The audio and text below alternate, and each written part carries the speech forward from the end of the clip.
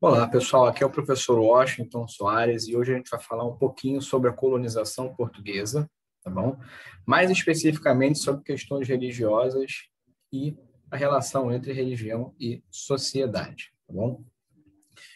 Quando a gente fala de expansão marítima, pessoal, de grandes navegações, a gente tem que levar em consideração o binômio fé e comércio, tá bom? Hoje pode parecer para a gente algo um pouco oposto, digamos assim, né? A questão da fé andar junto com o comércio. Mas nesse momento aqui, pessoal, no início da Idade Moderna, a gente tem que lembrar o seguinte: Portugal, enquanto Estado nacional, se formou dentro de uma guerra religiosa, né? Chamada Guerra da Reconquista, que foi o processo de expulsão dos muçulmanos, né? Os mouros, como eram chamados na Península Ibérica. Tanto Portugal quanto Espanha, então, tem esse caráter de DNA, esse DNA religioso dentro da sua própria formação de Estado nacional. Então, a relação entre política e religião sempre foi muito próxima, né? Não é à toa que durante todo o período colonial, mesmo depois, durante o período imperial brasileiro, vigorou o chamado padroado, ou seja, todas as orientações religiosas para vigorar em Portugal e também em Espanha, e por consequência nas suas colônias, dependiam da anuência do rei. Em geral, era uma relação pacífica, né, de complementação. O rei ele também era um dos divulgadores da fé. Então, quando a gente fala de expansão marítima, a gente tem que levar em consideração que a expansão marítima não deixa de ser uma continuação do processo cruzadístico, né, da Cruzada da Reconquista. Inicialmente, os portugueses, né, se lançam à África, né, um território ali no norte da África, dominado por muçulmanos. E depois, com o tempo, né, se dá a expansão do périplo africano na Ásia e na América Portuguesa, a gente vai ver que o caráter religioso, a dimensão religiosa da empreitada, ela não desaparece, ela continua. Então, o rei, além de ser um sujeito que domina a colônia, ele é um dos divulgadores, um dos promotores do cristianismo. Então, o cristianismo ele entra, de certa forma, como um substrato, civilizatório. Ou seja, não é necessário não só colonizar, no sentido de ocupar, de defender e de explorar economicamente. É necessário civilizar. Então, os padres, né, da igreja militante nesse momento, eles se veem como portadores de uma cultura e de uma religião superiores, cuja missão é divulgar. Então a gente vai ver, pessoal, que a religião ela entra, como eu disse, como um complemento civilizatório, como uma forma de você civilizar, de tornar esse índio algo parecido com o cristão europeu, tá bom? Aí é que vai se dar os grandes atritos do processo, tá bom? Então, uma coisa que você tem que saber que é indispensável, pessoal, que é a importância da Igreja Católica na colonização da América, né? Sem igreja não haveria colonização, provavelmente, tá bom? E a gente tem que relacionar esse processo de catequização à criação das próprias reduções jesuíticas, né? O que elas representam dentro do contexto da colonização, tá bom? Essa frase aqui, pessoal, é do Manuel da Nóbrega, tá bom? É um dos primeiros jesuítas que veio com Tomé de Souza para o Brasil, né? Lembrando que, à época, Tomé de Souza vinha para instalar aqui o governo geral, ou seja, já num processo de centralização política por parte de Portugal, né? Então, Portugal estava objetivando tornar essa colônia mais próxima, né, do ponto de vista político, né? O governador geral ele vinha para cá para de certa forma fazer o papel de rei nesse espaço, né, nessa América portuguesa e tentar fazer a colonização vingar, né? Nós estamos falando de 1549. A colonização ainda é uma incógnita. Mas os jesuítas também vêm, justamente porque se tem a consciência de que a colonização não vai ser feita apenas a ferro e fogo. É necessário que haja uma vontade desses nativos de quererem pertencer ao Império Português. E aí entra a religião, né, como componente ideológico civilizatório, né, com o objetivo de catequizar esses indivíduos e torná-los súditos do rei de Portugal. Abre aspas. Todos estes que tratam conosco dizem que querem ser como nós. Se ouvem tanger a missa, já acodem e quanto nos veem fazer, tudo fazem. Assentam-se de joelhos, batem nos peitos, levantam as mãos aos céus. Nesse primeiro momento, pessoal, a visão que os jesuítas têm é uma visão que ela é muito debatida, é uma visão da inocência, digamos assim, desses mesmos indígenas e o quanto eles naturalmente estariam inclinados para receber a palavra cristã. Só que tem um problema, pessoal. A colonização ela vai se dar dentro de um contexto bastante atribulado. E que contexto é esse? Enquanto os primeiros contatos foram contatos pacíficos, né, enquanto havia o escambo nas chamadas feitorias do litoral, então a relação entre portugueses e nativos era uma relação razoavelmente pacífica, de colaboração. Só que quando se dá o projeto de implantação das capitanias hereditárias e depois o processo da colonização em si, ou seja, o processo de imposição, né, de uma organização agrícola, de uma exploração nos moldes mercantilistas, é que se impõe o problema da mão de obra. Então, os primeiros escravos do Brasil serão os indígenas, e a partir desse momento os conflitos se agravam de forma profunda, justamente por conta da escravidão. Então, a escravidão ela vai ser um ponto disruptivo na relação entre portugueses e nativos, né? Se antes era uma relação razoavelmente pacífica, agora passa a ser uma relação de conflito. Então, ao longo do período colonial, né, houveram várias guerras, várias disputas, vários embates, várias batalhas entre portugueses e nativos, e vocês podem ver por esse mapa da direita, durante todo o período colonial, né, a gente pode citar ali a Primeira Guerra dos Tamoios, começando em 1562, e a gente pode citar, por exemplo, a guerrilha fluvial dos Murá, né, até 1789. Então, a gente está falando aí basicamente de 200 anos. Então, é muita coisa. Então, todo o processo de ocupação de novos espaços por parte dos portugueses esbarrava no elemento nativo e, por consequência, no conflito das suas relações. Então, a gente vai ver que, a partir desse momento, né, do embate, do confronto violento, é que o projeto de evangelização, de catequização, ele se torna mais evidente, a sua necessidade se torna mais evidente. Então, ele entra, como eu disse, num contexto de suporte civilizatório e ideológico para a colonização. O historiador Paulo Roberto Pereira ele fez um prefácio do livro Obra Completa do Manuel da Nóbrega, né? Então, ele juntou todas as cartas que ainda restaram do Manuel da Nóbrega, né, para poder deixá-las como fonte histórica para a pesquisa. E o Paulo Roberto tem uma frase muito interessante sobre o próprio Nóbrega, como ele vai mudar de sua posição alguns anos depois de estar aqui no Brasil. Abre aspas.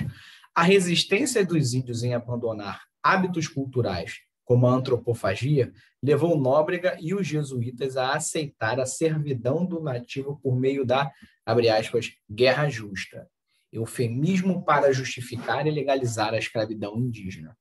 Pessoal, com o passar do tempo, o rei ele vai impedir legalmente a escravidão indígena e vai se colocar como protetor, como promotor da catequização. Então, essa aparente vitória por parte dos religiosos, ela marca também o início de uma relação muito tensa entre colonos e religiosos, porque os colonos queriam, de toda e qualquer maneira, escravizar esses indígenas, enquanto muitos desses religiosos, com todas as críticas que podemos fazer, com toda a visão, né, eurocêntrica deles, muitos desses sujeitos, sinceramente, se punham como defensores dos indígenas. Então, a gente vê que a guerra justa, o que consiste a guerra justa na teoria? É basicamente o seguinte, se os indígenas atacassem portugueses, os portugueses tinham o direito de revidar e, nesse revide, poderiam escravizar os indígenas, né? Então, como é que se dava a guerra justa na prática? A guerra justa era declarada pelas câmaras municipais, que eram controladas por colonos, né, os chamados homens bons, os homens influentes, os poderosos locais. Então, era muito comum que essa guerra justa não passasse de uma justificativa jurídica, né, muito meia-boca, para escravizar os indígenas da região. Então, isso foi feito muito, por exemplo, na região de São Paulo, foi feito muitíssimo na região do que hoje é o Brasil, né? Na época, durante um bom tempo, foi um estado separado, uma colônia separada, né? O estado do Grão-Pará e Maranhão.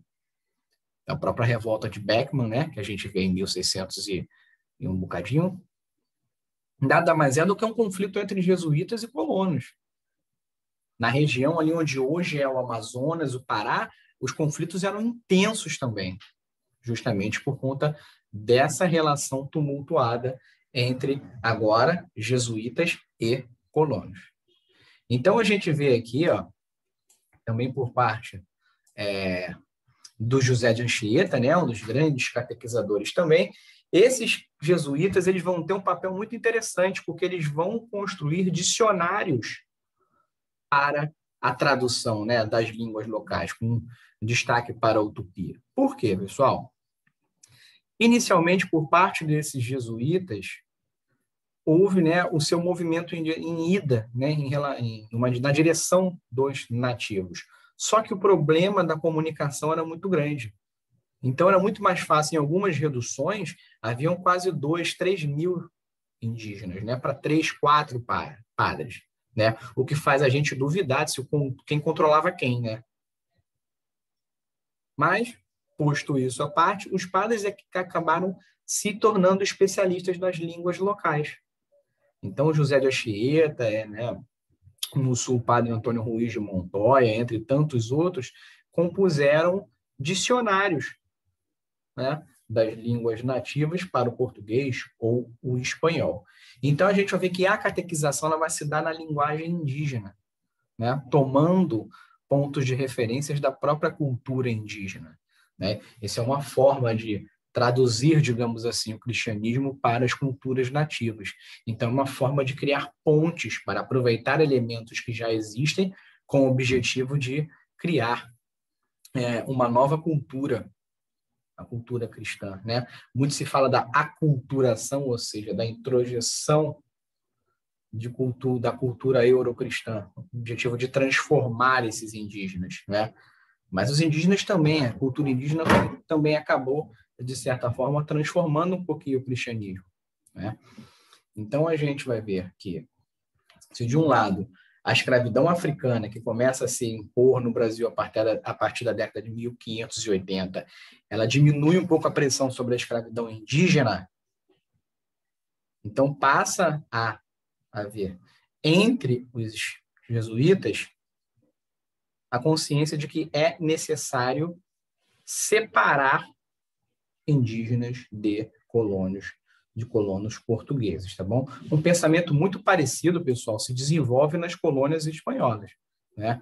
Então, o próprio padre Antônio Ruiz de Montoya, que eu citei para vocês, ele era categórico em dizer que o pior exemplo de cristão eram os espanhóis, os colônios que literalmente reduziam os índios à escravidão e até à morte, né?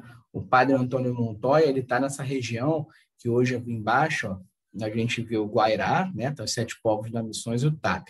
É a região que hoje é o noroeste do Pará, né? E uma parte do Paraguai também. Noroeste, perdão, do Paraná e uma parte do Paraguai.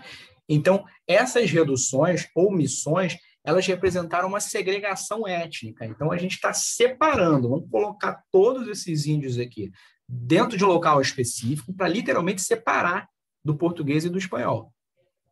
Eu estou fazendo isso com o objetivo de catequizar e literalmente salvar. Por quê? Essa vida baseada no cristianismo primitivo não é só com o objetivo da catequização, né? O objetivo da catequização ele é primordial, mas também da salvação física desses sujeitos, em muitos casos. Então, a gente vê que aqui embaixo, né, no Guairá, que eu expliquei para você, o padre Antônio de Montoya ele vai narrar a fuga dos Guarani dali para a região que hoje é Uruguai, né, Argentina, Paraguai, lá, mais ao sul, Rio Grande do Sul, no Brasil, é chamada os sete povos das missões, e do TAP. Né? Segundo Antônio de Montanha, algo em torno de 30 mil pessoas foram escravizadas, ou seja, tiradas da região, levadas pelos bandeirantes paulistas. Não é? Na época, o que está acontecendo? O Nordeste está sob domínio holandês, Angola também está sob domínio holandês, então o tráfico negreiro ele foi afetado, né? Momentaneamente, né, conjunturalmente, a mão de obra escrava indígena passou a ser requisitada. Então, os bandeirantes serão os fornecedores. Então, eles vão até a região que hoje é o noroeste do Paraná e traziam escravos até a região onde hoje é Salvador. Né? Olha a distância que esses caras percorriam. Tudo com o objetivo de escravizar, né, e vender esses mesmos indivíduos. As missões jesuíticas, pessoal, elas vão durar até o século XVIII, né? Quando os jesuítas acabam entrando em conflito com o Marquês de Pombal, né? Um ministro muito importante na época em Portugal. Esse ministro, já influenciado pelas ideias iluministas, viam com muito perigo a influência dos jesuítas, principalmente na educação da colônia, né? Os jesuítas tinham as únicas escolas, únicas e pouquíssimas escolas da colônia. Né? Então, eles controlavam a educação colonial. Então, quando eles são expulsos em 1758, a gente vai ver que ainda há o último respiro, né, com a chamada Guerra Guaranítica, lá na região que hoje é os sete povos da missão. Um pouco tempo depois, a partir de 1760, acabada essa guerra, os jesuítas eles são expulsos da colônia. Né? E aí a gente vê que a catequização ela acaba ficando desorganizada, bastante desorganizada nesse período. Né? A questão é o seguinte, como é que esses jesuítas faziam isso? Aqui à esquerda a gente vê um molde, um modelo, né? Uma maquete de uma redução jesuíta clássica. Né? Então, basicamente todas eram assim. Né? Então, a gente vê ali no número 1 a igreja principal, né? No número 4, um pátio, né? Uma região onde ficavam os religiosos. Ali na região do 5 era o cemitério. Então, a parte 6, onde era a escola para as crianças, né? De catequese. Então, a gente vê o 2, que era aquele pátio muito grande, onde rolava a socialização, né? Os números 7 são os dormitórios, né? E o 3 era onde esses sujeitos trabalhavam, né? Então, eles produziam agricultura, trabalhavam gado, né? Transformavam couro em roupa. Era muito comum que essas reduções tivessem um comércio com o exterior, né? Então, vendessem couro para fora, né? Para os colonos locais. Aqui ao lado a gente vê os restos de uma igreja jesuítica, né? A igreja de São Miguel Arcanjo, perdão, hoje no Rio Grande do Sul. Para completar, pessoal, essa questão da religião e como ela modelou aqui a colonização, a gente tem a atuação da Inquisição. Né? Então, a Inquisição ela nasce na Idade Média com o objetivo de perseguir os hereges, né? E as chamadas bruxas, e ela também tem uma atuação muito forte em territórios coloniais, né? Não só no Brasil, mas na América Espanhola também. Aliás, na América Espanhola com muito mais força do que na América Portuguesa. Tá bom? Há algumas visitas, né? A primeira se dá no final do século XVI, já em 1590, né? Década de 1590. E quem são os principais perseguidos, pessoal? São os judeus, né? Que estão disfarçados, né? Que praticam o chamado criptojudaísmo, né? Eles se escondem as suas práticas, ou os cristãos novos. Quem são cristãos novos? São os judeus que foram convertidos à força, né? Para não ter que serem expulsos da Península Ibérica, ou para simplesmente não morrerem, mas que muitos desses sujeitos continuavam praticando, né, seus costumes judaicos. Então, assim, Portugal estava cheia, e a colônia estava ainda mais cheia desses sujeitos. Então, preferencialmente cristãos novos e judeus eram as grandes vítimas de perseguição. Mas não só, né? Então, pessoas acusadas de estarem envolvidas com práticas indígenas, né? De feitiço indígena, africano, ou sodomia, né? Que é a homossexualidade. Então, esses sujeitos também eram perseguidos, né? Para além disso, também há a forma política, né? Porque quando a Inquisição se instalava no local, era muito comum que pessoas delatassem as outras por puro desafeto político, né? Tanto que era uma frase da época, né? Que a Inquisição é uma fábrica de judeus. justamente porque bastava muitas vezes você não gostar do vizinho para acusá-lo de judaísmo, né? E a gente sabe que a Inquisição muitas vezes extraía, abre aspas, a verdade por meio de tortura, né? Então, quando a Inquisição chegava, o pessoal da cidade basicamente tremia, tá bom? Com isso, pessoal, a gente vê que a catequização, no que diz respeito à promoção da pacificação, como se diria, indígena na época, foi muito importante. E também para a religião como controle de costumes, né? Então, nós estamos, o Brasil é uma região de fronteira, o Brasil inteiro. Por quê? Porque é a fronteira do Império. O catolicismo está muito bem consolidado em Portugal. Mas aqui, longe do rei, longe das grandes autoridades, era muito comum, por exemplo, né, portugueses casarem com, muitas vezes, 100 exagerar, umas 10 indígenas, terem filhos, espalharem filhos por aí. Justamente porque esse aqui, né, é um local em que a religião ela era, né, forte, mais forte no sentido de querer se impor, mas também, ao mesmo tempo, era fraca no sentido da fiscalização, né? Tudo era muito complicado aqui, justamente por conta da distância em relação a Portugal e a Europa, tá bom? Com isso, pessoal, terminamos aqui a nossa parte da catequização, né, e a sua importância para a colonização do Brasil.